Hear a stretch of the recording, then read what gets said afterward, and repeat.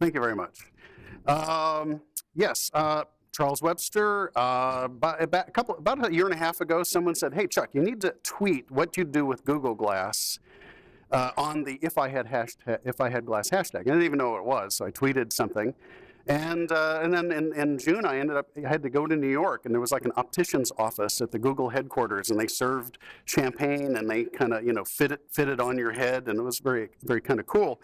And then for a couple of months, I walked around in D.C. wearing Google Glass, and the etiquette of when to wear Google Glass and when not to is complicated, evolving, and interesting. And actually, normal rules of etiquette, that is, sense what people are comfortable with around you and adapt accordingly, work just fine. Now, the three main things I love in the consumer realm is I like to, my wife will email me and she says, "Chuck, I hope you're wearing Google Glass. I know you're 5 minutes from home. Could you please pick up Chinese?" And I'll say, "Okay, Google Glass. Okay, Glass, reply, Szechuan." Boom, goes off, hands-free. Hands-free email is cool. I'm a big tweeter, by the way. Anybody here on Twitter? I'm at Wareflow, WARFLO, Wareflow. And most of the people follow me are health IT people. And so, and they think it's kind of cool when I reply to them in 1 second. Okay? They think, wow, this guy's really listening. And the third thing is, vacation photos. So you go to the beach, and you're snapping all these photos. And I tweet like 50, 60 times a day about health IT and workflow in healthcare. And then for 1 week, they got 50 photos a day of sand and surf. And the health IT people are saying, "Chuck, you're killing me. Stop with the, I can take the workflow stuff 24/7.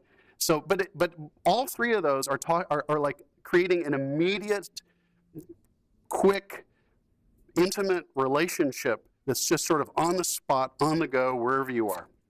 Now, more professionally, I like to talk about the 5 Ds of Google Glass in healthcare workflow. And the 5 Ds are dashboard. So you got a waiting room, you got a triage. Who's been waiting the longest?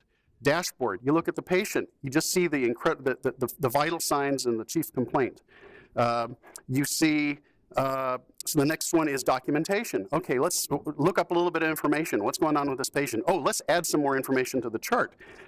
People are there are startups, there are dozens of medical startups that are creating things like, oh, we'll just video the encounter and use speech recognition and trying to get rid of the electronic health record and all of that clicking.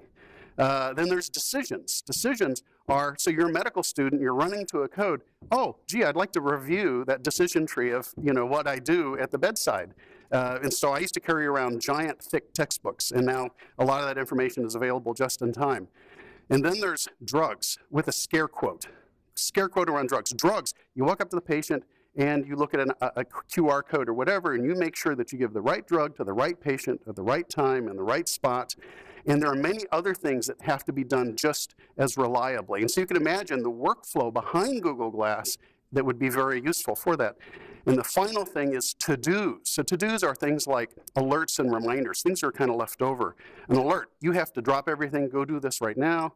A reminder is, okay, I'm going to keep nagging at you about this, and you can postpone it, but eventually you got to do it.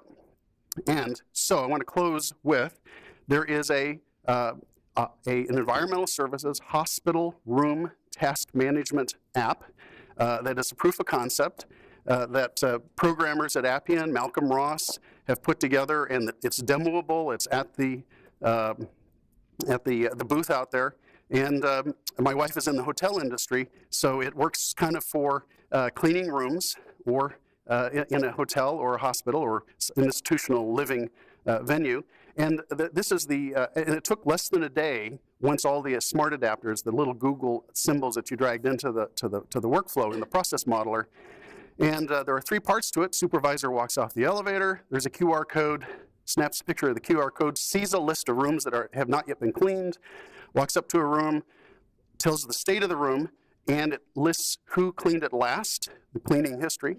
And you can then say, I want this re-cleaned, I want to make a comment, and that goes back into the sort of tempo-like stream that's shared by the environmental services folks. And the third thing is you can look at someone and retrieve the list of open tasks based on matching their picture to the employee database. And that could be extended in a variety of ways. It's been a lot of fun to create, and I wrote a blog post about it, so if you follow me, I can tweet it, as I've already done 2 or 3 times. And I think that is my spiel, and I'm sticking with it, and I look forward to any questions. Okay, thank you, Chuck, and all the panelists. James, let's start with you for a second. You gave us a great overview